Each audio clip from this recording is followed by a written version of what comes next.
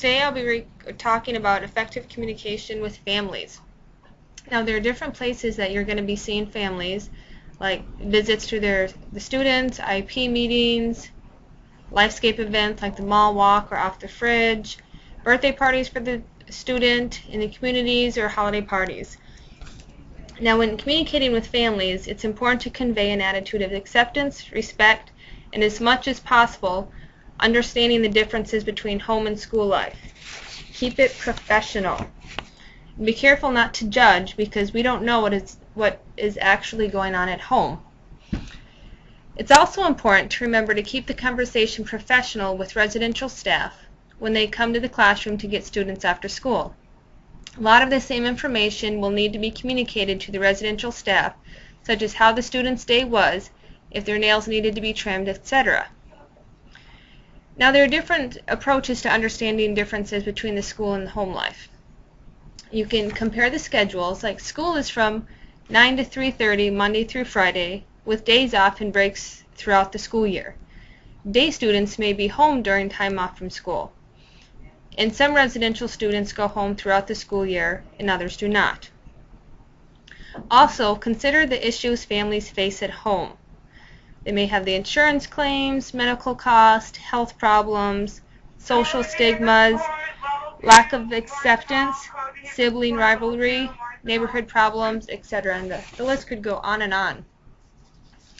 Also, consider that some parents may have faced problems when they were students, and they may bring their hostilities with them. Some parents may perceive educators as arrogant or superior. We as educators can try to overcome this perception by giving parents time to talk, communicating that parents are always welcome, and that they are indispensable as parents and as partners. Also, consider the perspective that educators do not understand the children in the same way that the parent does. Different perceptions may form if the student acts differently at home than in school. One example is the student is toilet trained in one setting, but not the other. Also, the behavior is the same in different settings, but it is more appropriate in one setting than another. Hugging people at home versus hugging coworkers and customers is one difference. Now, communication with families is very important as well. Say notes home. You want to be specific and detailed. We are the only link to the child's day or their evening. And we also want to try and answer all of their questions. And if you don't know, say so and say that you'll find out, or direct them to a supervisor. Always maintain a positive attitude. Always say or write something positive during each communication. And along those lines, you always want to keep those lines of communication open. Let the parents and families know when they can contact you and when they would be interrupting the child's programming. Provide information about upcoming events that the student will be involved in, such as field trips, off the fridge, etc. And never, never, never become too personal with a parent or a family member. Now, with notes home, there are do's and don'ts with those, and here's one example of what not to do. This is Tom and Sue. Johnny came in today in a very bad mood, and he was tantruming so much I could barely get him off the bus. Did something go wrong at home this morning? Did he sleep? When I finally got him to the classroom, he was aggressive and bit another child. I have no idea why. She did not do anything to him. We really could not complete very many of his programs because he refused to sit in his seat.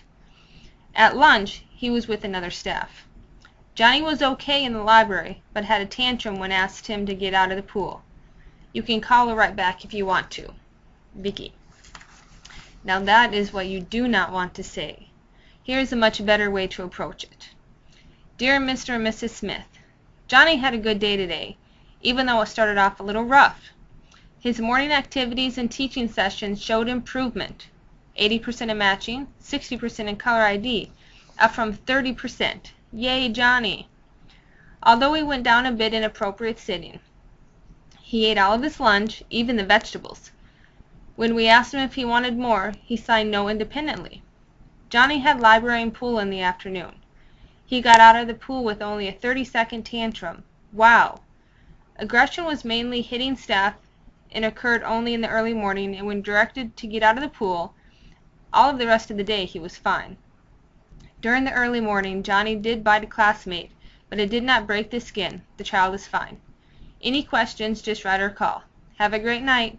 Vicky. P.S. Could you please let us know when he does not sleep well?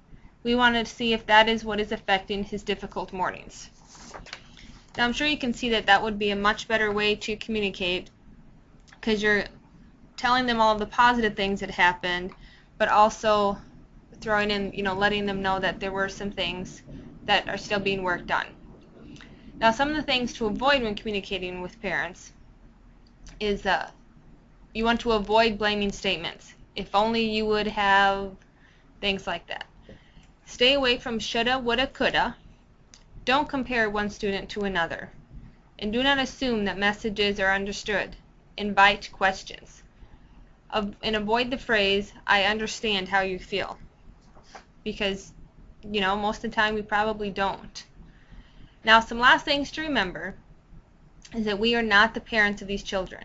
Try putting yourself in their shoes before becoming judgmental. We must allow them some degree of control.